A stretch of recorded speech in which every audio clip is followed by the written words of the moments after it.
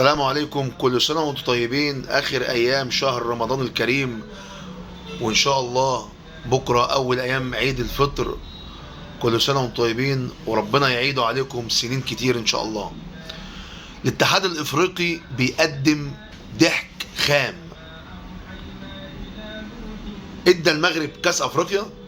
طبعا كان في حوار بيني وبين أحد أصدقائي، وكنا بنتكلم أثناء بطولة كأس الأمم الإفريقية إن المغرب هتاخد البطولة سواء جوه الملعب أو بره الملعب، بالتحكيم أو من غير التحكيم. وده اللي بيحصل وده اللي حصل. يجي الاتحاد الإفريقي يوقف جماهير النادي الأهلي مباراة بدون جمهور. ليه؟ على خلفية أحداث ماتش الأهلي والجيش الملكي. طب تعالى نرجع بالذاكرة كده بس سنتين.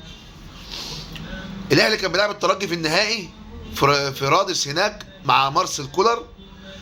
قبل النهائي الترجي كان بيلاعب تقريبا مولودية الجزائر على ما اتذكر. يعني جماهير الترجي عملت شغب في المدرجات لدرجة انهم حصل حريقة او ولعوا في مدرج، حاجة زي كده. يعني شغب مش طبيعي. يعني مش يتوقف الجماهير ده، يتقفل الملعب اصلا. طبعا المفروض المباراة التالية الاهلي والترجي في النهائي هناك عملوا ايه؟ الاتحاد الافريقي قرر عقوبة الترجي غلق المدرج الشرقي، عقب المدرج. يعني ايه يا جماعة؟ يعني الجماهير هتدخل بس المدرج ده مش هيبقى فيه جماهير. غلق المدرج الشرقي ده اللي عمله الاتحاد الافريقي. ليه؟ عشان العضو اللي في الاتحاد الافريقي، العضو التونسي اللي هو تقريبا رئيس اتحاد الكرة التونسي، زي عندنا كده هاني ابو ريده، عضو في الاتحاد الافريقي وعضو مجلس التنفيذي الاتحاد الدولي، لكن ولا بنشوف ولا بندري ولا بنسمع صوته ولا بنشوف له تصريحات خالص، ولا بيقف جنب اي حد في مصر.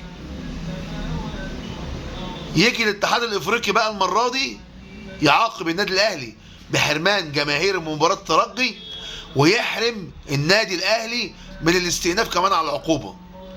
شفتوا الضحك اللي بيعمله الاتحاد الافريقي ده؟ عيسى حياته طول حياته ما قدمش التهريج ده. يطلع يقول لك يوسف شيبو، يقول لك اصل انتوا خدتوا 3 افريقيا بالتحكيم. كان عيسى حياته اداها للكاميرون. يا عم شيبو، يا عم شيبو، انتوا بقالكوا 50 سنه ما بتاخدوش افريقيا. تهرج؟ بقالكوا 50 سنه ما بتاخدوهاش بالتحكيم، ولما خدتوا افريقيا بعد 50 سنه خدتوها بره الملعب بالتحكيم. سلام يا شيبو.